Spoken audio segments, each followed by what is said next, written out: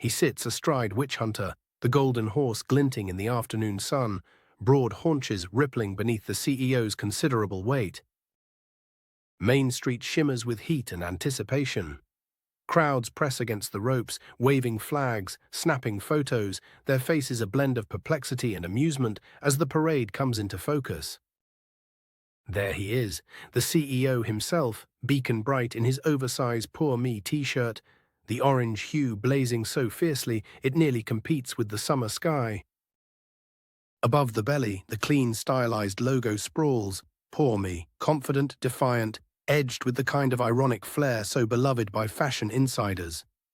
Beneath the words, a small icon, a cracked crown, subtly references both suffering and sovereignty.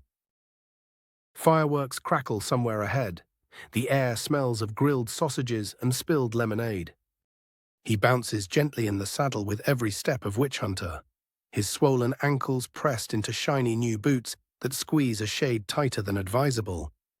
He feels sweat gathering beneath the logo, but it doesn't bother him. Not today. He waves, grinning broadly, his golden mane, painstakingly coiffed, impervious to humidity, rippling behind him.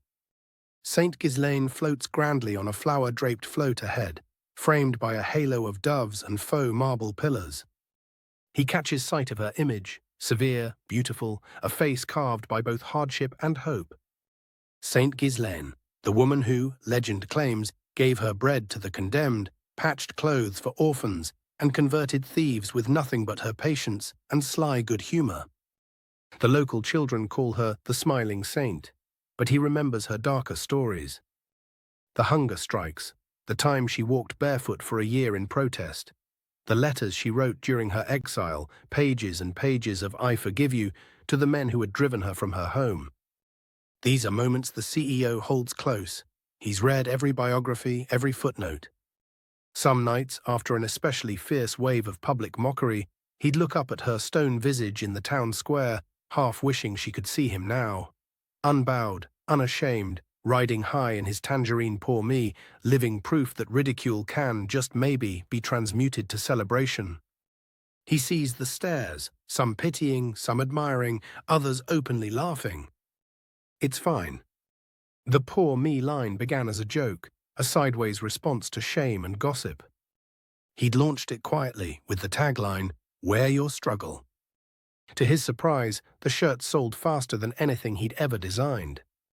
There was something liberating in its bluntness, its willingness to shout vulnerability in a world obsessed with success.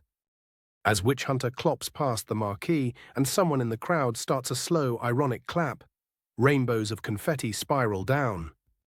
He reaches out to catch pieces, lets them stick to his sweat-slicked arms, and feels, more than seen, perhaps even honored.